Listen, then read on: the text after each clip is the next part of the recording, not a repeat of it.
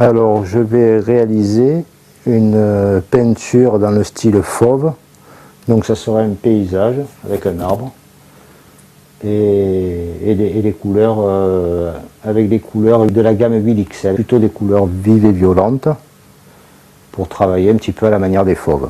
Pour ça j'ai prévu 2 brosses plates, j'ai prévu du fusain pour l'esquisse et j'ai prévu 6-7 couleurs. Je vais l'utiliser pratiquement sortie du tube. L'essence minérale inodore servira à nettoyer les pinceaux. Alors, en premier, je vais dessiner l'esquisse au fusain sur la toile.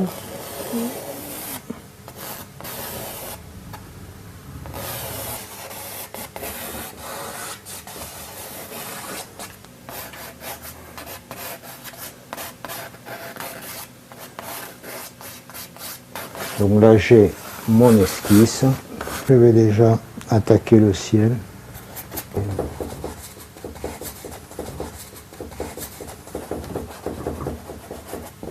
C'est une peinture qui est, pour ma part, plus dans l'énergie, on est un peu moins peut-être dans le souci du détail.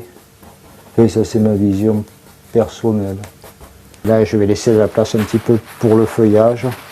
Et pour éviter que les couleurs se mélangent au départ, je veux garder quand même dans le tableau des couleurs pures.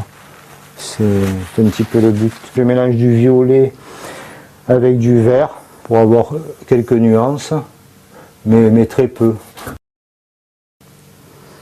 Ça participe aussi de laisser des endroits non peints à la construction du tableau. On n'est pas là à brosser le tableau en détail en couvrant tout le blanc de la toile centimètre par centimètre. Donc c'est vraiment une œuvre expressive où on se laisse porter par la couleur, quoi. Donc là je vais peindre le fond de la mer, donc j'ai choisi un rouge. Alors le fauvisme est un mouvement créé par quelques artistes dont les plus connus, les plus importants sont Matisse de Reims-Vlaminck. La première fois où ils ont montré ces tableaux aux couleurs violentes, c'était au Salon d'automne de 1905. Et c'est un critique d'art, un critique de l'époque qui a utilisé le qualificatif fauve pour les définir, tellement ces couleurs étaient impressionnantes. Et alors donc la particularité c'est qu'ils utilisaient des couleurs pures, ils étaient originaux dans la couleur, dans la construction du tableau.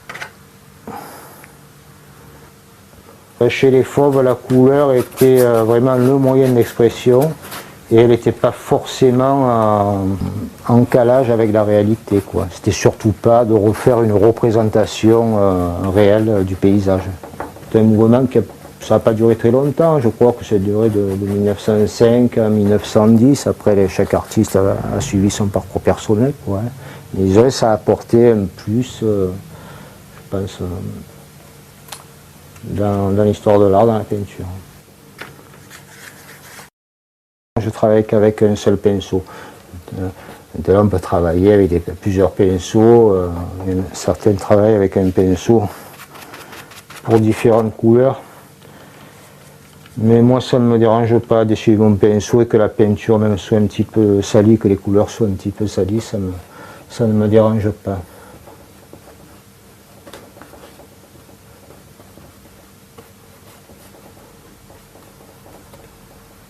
Je vais travailler avec un peu plus d'empattement et remplir quelques... L'avantage de l'huile, c'est que les empattements restent, on peut vraiment réaliser de beaux empattements. La peinture à l'huile est la seule avec laquelle on puisse avoir cet effet de matière qu'avec de la couleur, en fait. Ben là, on arrive peut-être après à avoir un peu plus de force dans le tableau.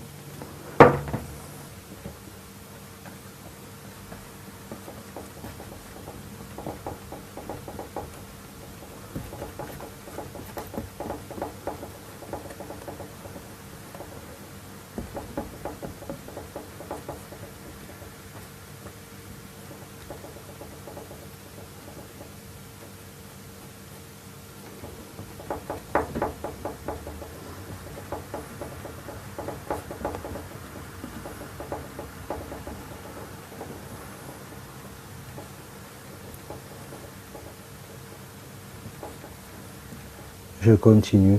Donc je vais essayer de donner un peu plus de relief en utilisant le jaune.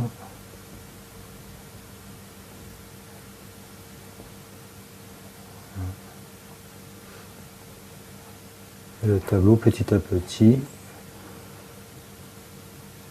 se construit.